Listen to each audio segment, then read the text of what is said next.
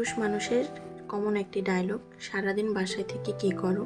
তো সারাদিন বাসায় থেকে কী কী করি সব কিছুই আজকে আপনাদের সাথে শেয়ার করব। তো চলুন আপনাদের সাথে শেয়ার করি। হ্যালো এভরিওয়ান, আসসালামু আলাইকুম, শুভ সকাল। সবাই কেমন আছেন? আশা করি ভালো আছেন। আমিও আলহামদুলিল্লাহ ভালো আছি। এই তো ঘুম থেকে উঠেই আগে নিজে ফ্রেশ হয়ে নিচ্ছি, তারপর ঘরবাড়ির কী অবস্থা দেখতেই পাচ্ছেন। এখন আমি এক নিমেষে এই যে তারা মনে করে যে ম্যাজিক করে সব কিছু হয়ে যায়, এই যে ম্যাজিকের মতন সুন্দরভাবে রুমগুলো গুছিয়ে নিচ্ছি। এই তো আমার ড্রয়িং রুম কিন্তু গুছানো শেষ, তারপর আমি কিচেনে চলে আসব। আর ঘুম থেকে উঠেই মেন কাজ হচ্ছে রান্না বান্না, কী খাবো কী করব। তো এই তো বাইরে একটু হালকা হালকা বৃষ্টি হচ্ছিল দেখতেই পাচ্ছেন। তারপর আমি এই তো রান্না বান্না শুরু করব। আর এদিকে কিছু থালা বাসন ছিল আর মুরগি রান্না করব, যার জন্য মুরগিটা আগেই ভিজিয়ে রেখেছি। এই তো দেখতেই পাচ্ছেন। এখন আমি মুরগিটা সরিয়ে সব থালা বাসন ধুয়ে নেব, তারপর সব কাটাকাটি করব। ওদিকে কিন্তু ছেলেও এখনও উঠে নাই, তো ছেলে নাস্তা রেডি করব। সব কিছু মিলেই আর কি খুব ব্যস্ত সময় কাটছিল। তারপরও আর কি পুরুষ মানুষ বলবে কি করো কি করো। তো এই দেখে নাও কি করি। তারপর আমি কিন্তু রান্নার সব কিছু আয়ন ওঠার আগে গুছগাছ করে নিচ্ছিলাম। তো এখানে এদিকে কিছু ডালও ধুয়ে নিচ্ছি। তো আজকে আমি চিকেন রান্না করব আর পাতলা ডালও রান্না করব। তো ডালটা সুন্দরভাবে ধুয়ে ভিজিয়ে রাখবো, যাতে রান্না করার সময় তাড়াতাড়ি সেদ্ধ হয়ে যায়। আর এদিকে এখন আমি কিন্তু আয়নের নাস্তাটাও রেডি করে নেব। তো একটা ফ্রাই প্যান বসিয়ে দিয়েছি, তার জন্য একটা পরোটা ভেজে নেব। আর এর মধ্যে কিন্তু সে উঠে গিয়েছে, তাকে কোলে নিয়ে কিন্তু আমি এই পরোটাটা ভাজছি। আয়নের ঘুম থেকে একটা খারাপ অভ্যাস, সে ঘুম থেকে উঠলেই তার সাথে প্রায় 1 ঘন্টা মতন শুয়ে থাকতে হবে, কথা বলতে হবে, যতক্ষণ না তার মন ভালো হয়। তো ওদিকে কিন্তু থাকতে গেলে কিন্তু আমার কাজের অনেকটা ক্ষতি হয়ে যায়। আর সে উঠে প্রায় 10টা 11টার দিকে। তো 10টা 11টার দিকে উঠে তারপর যদি আবার 1 ঘন্টা শুয়ে থাকে, তো তখন বাসার কাজ বাজ কখন করে বলেন। তারপর তার জন্য এই যে পরোটা ভেজে নিলাম আর একটা ডিম পোচ করে নিচ্ছি। তো সে কিন্তু আমার পাশে বসে কান্না করছে, সে শুয়ে থাকবে। তারপর আমি তাকে বসিয়ে রেখে এই কাজগুলো করছি, কারণ নাস্তাটাও তৈরি করে রেখে তারপর একটু ঠান্ডা হওয়া লাগবে। সে আবার গরম খাবার খেতে চায় না, আর খেতেও পারে না, ছোট মানুষ, যার জন্য আমি এই যে ডিম পোচ করে নিচ্ছি তার জন্য। আর পরোটা একটা পুরোটাও খাবে না, অর্ধেকটা আমি খাবো অর্ধেকটা সে খাবে।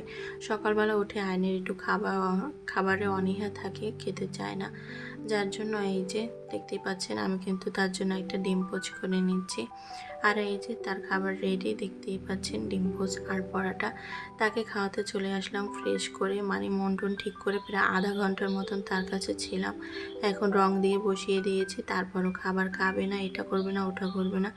তো কোনো রকমের বুঝ দিয়ে চলে আসলাম রান্নার কাজে। পাশের চুলায় কিন্তু আমি ডাল বসিয়ে দিয়েছি, অলরেডি 12টা বেজে গিয়েছে। আর এদিকে আমি মুরগিটা ছেঁকে নিচ্ছি। এটা ছিল লেয়ার মুরগি, তো এটার একটা এক্সট্রা সাদা সাদা পশম থাকে, যার জন্য একটু পুড়িয়ে নিতে হয়, তো পুড়িয়ে নিয়েছি। আর এদিকে কিন্তু আমার ডালটাও হয়ে গিয়েছে। এখন আমি ডালটা বাগার বসিয়ে দেবো, তো একটা কড়াই বসিয়ে দিয়েছি। কড়াইতে পরিমাণ মতন তেল দিয়ে দিয়েছি, তারপর পেঁয়াজ এবং রসুন দিয়ে ভালোভাবে ভেজে নিচ্ছি, দেখতেই পাচ্ছেন। তো পেঁয়াজটা ভাজা হয়ে গেলে এখন আমি কিন্তু বাগারটা দিয়ে দিচ্ছি। আর তারপর এখনও কিন্তু আমার মুরগি কাটা হয়নি, তো ডালটা রান্না করে রেখে তারপর কিন্তু আমি মুরগি কেটে নেব। আর এদিকে কিছু ধনেপাতাও দিয়ে দিয়েছি, যেহেতু এখন শীতের সিজন চলে আসছে, ধনেপাতা না দিলে ডালটা খুব একটা ভালো লাগে না। আর এদিকে ভাতটাও বসিয়ে দিচ্ছি রাইস কুকারে, পানিটা গরম হয়ে গেছে, তো ভাতটাও হতে থাকবে। তারপর আমি কিন্তু মুরগি রান্না করার জন্য যত যা লাগে সব কিছু গোছগাছ করে নেব। তো মুরগি কুটে কেটে চলে আসলাম। তো দেখতেই পাচ্ছেন এখানে আমি পরিমাণ মতন পেঁয়াজ দিয়ে দিয়েছি, রসুন আর আদা বাটা আর জিরা বাটা একসাথে ছিল সেটাও দিয়ে দিয়েছি, মানে সব মশলা দিয়ে মাখিয়ে তারপর আমি কিন্তু প্রেশার কুকারে আজকে রান্না করব। যেহেতু এটা লেয়ার মুরগি, সেদ্ধ হতে অনেকটা সময় লাগে, যার জন্য আমি প্রেশার কুকারেই সব সময় রান্না করি। তো হলুদ মরিচ সব মশলাগুলো আমি এখন দিয়ে দিচ্ছি, লবণ এখন হাতে আমি মাখিয়ে নিব গরম মশলা দিয়ে। আর এদিকে আমি একটু মাংসের মশলাও দিয়ে দিচ্ছিলাম সামান্য পরিমাণে, খুব একটা বেশি না। তো দিয়ে ভালোভাবে হাতে মাখিয়ে নিচ্ছি। আর এভাবে হাতে মাখিয়ে মাংস রান্না করলে কিন্তু খুব ভালো লাগে। তো প্রেসার কুকার বসিয়ে দিয়েছি, তাতে পরিমাণ মতন তেল আর সামান্য পরিমাণে কিন্তু পেঁয়াজ দিয়ে দেব। পেঁয়াজটা আমি আগে ব্রেস্তা করে নেব, ব্রেস্তা করে নিলে চিকেনের কালারটা কিন্তু খুব ভালো আসে আর খেতেও ভালো লাগে। তো এদিকে কিন্তু পেঁয়াজের ব্রেস্টটা অলমোস্ট হয়ে গেছে, এখন আমি চিকেনটা অ্যাড করছি। চিকেনটা দিয়ে কিন্তু সাথে সাথে আমি প্রেসার কুকার লাগাবো না, আমি চিকেনটা দিয়ে কিন্তু এটাকে ভালোভাবে কষিয়ে নেব। কষিয়ে মশলার গন্ধটা চলে গেলে তারপর পরিমাণ মতো পানি দিয়ে আমি সেদ্ধ বসিয়ে দেব। তো ওদিকে রান্না চলছে আর এদিকে ছেলে বলছে বিরিয়ানি খাবে। দুপুরবেলা ভাত আর খাবে না, যার জন্য ফ্রিজে বিরিয়ানি ছিল সেটা আমি নামিয়ে নিয়েছি। আর এদিকে কিন্তু মুরগির মাংসটাও অলমোস্ট কষানো হয়ে গিয়েছে। এখন আমি ঝোলের পানি দিয়ে তারপর কিন্তু সেদ্ধ বসিয়ে দেব। তো আগে আমি আলুটা দেব না, আলুটা দিলে কিন্তু আলুটা গলে যাবে। আগে চিকেনটা আমি সেদ্ধ করে নেব, তারপর পরবর্তীতে কিন্তু আমি আবার আলু দিয়ে এটাকে সেদ্ধ করে নেব। তো পরিমাণ মতন ঝোলের পানি দিয়ে দিয়েছি। এখন ঢাকনা লাগিয়ে আমি 3-4টা চিটি দিয়ে নেব। তো অলমোস্ট আমার 3-4টা চিটি দেওয়া হয়ে গিয়েছে, দেখতেই পাচ্ছেন। চিকেনটা কিন্তু প্রায় 90% সেদ্ধ হয়ে গেছে। এখন আলু দিয়ে আমি বাকিটা সেদ্ধ করে নেব। এই তো দেখতেই পাচ্ছেন পরিমাণ মতন আলু দিয়ে দিয়েছি। আর আমাদের বাসায় একটু আলু বেশিই দেওয়া লাগে, আমার ছেলে আলু পছন্দ করে, যার জন্য আমি খুব একটা খাই না, আয়নের বাবাও খায় না, যার জন্য আর কি ওর জন্য একটু আলু দেওয়া লাগে। তো এদিকে আয়নকে গোসল করিয়ে আমি ফ্রেশ করে দিয়েছি, কিন্তু সে বলতেছিল আমাকে জায়নামাজটা দাও, আমি একটু নামাজ পড়বো। আজান দিয়ে দিয়েছি। মাশাআল্লাহ আমার বাবাটা নামাজ পড়তেছে। দুষ্টুমি করতে করতেই একটা সময় নামাজ পড়াও শিখে যাবে। আর এদিকে কিন্তু আমার চিকেন রান্না হয়ে গেছে। এখন আমি জিরার গুঁড়ি দিয়ে দিচ্ছি, ভাজা জিরার গুঁড়ি। তারপর আমি একটা কড়াইতে আর কি ঢেলে নামিয়ে নিয়েছি। এই যে আমার চিকেনের ফাইনাল লুক। আর রান্না বান্না শেষ, আমি কিচেনটা কিন্তু গুছিয়ে নিয়েছি। তারপর নামাজ পড়ে গোসল করে এই তো আয়নকে খাওয়াতে বসে গেলাম। তার জন্য বিরিয়ানিটা ওভেনে আমি গরম করে নিয়েছি, আর সাথে এক্সট্রা চিকেনও নিয়েছি। এই তো আয়নসোনা খাচ্ছে আর দুষ্টুমি করছে। তাকে খাওয়াতে নিলে খুব কষ্ট হয়, সে খুবই দুষ্টুমি করতেই থাকে। তো যাই হোক, যতই যা হোক তাকে খাওয়াতেই হবে। আর মুরগির পেটের ভিতরে এই যে ডিমটা ছিল তাকে দিলাম।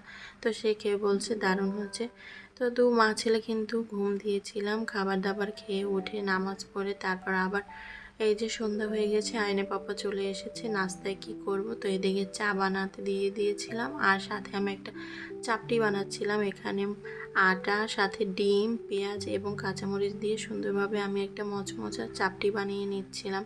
চাপটিটা খেতে কিন্তু দারুণ হয়েছে, আপনারাও চাইলে এভাবে বানিয়ে খেতে পারেন। তো এই ছিল আজকের ভিডিও। সকাল থেকে সন্ধ্যা অবধি, তারপর তো অনেক কিছু ভিডিও করিনি। যারা যারা আর কি বলে পুরুষরা যে সারাদিন বাসায় থেকে কি করো, তো এক ঝলকে মানে দেখে নেন। এরকম ম্যাজিক করে কিন্তু বাসার সব কাজ হয়ে যায় না, একটু একটু অনেকটা সময় লাগে। যাই হোক, এই ছিল আজকের ভিডিও। যদি ভালো লাগে অবশ্যই লাইক, কমেন্ট এবং শেয়ার করতে ভুলবেন না। যদি ফেসবুক পেজ থেকে দেখে থাকেন অবশ্যই আমাকে একটা ফলো দিয়ে দেবেন। আর ইউটিউব চ্যানেল থেকে দেখে থাকলে অবশ্যই আমার চ্যানেলটি সাবস্ক্রাইব করে বেল আইকনটা অন করে দেবেন, যাতে আমার নেক্সট ভিডিও আপনারা আর কি দেওয়ার সাথে সাথে পেয়ে যান। সবাই ভালো থাকবেন, সুস্থ থাকবেন, আর আমার জন্য দোয়া করবেন। আল্লাহ হাফেজ।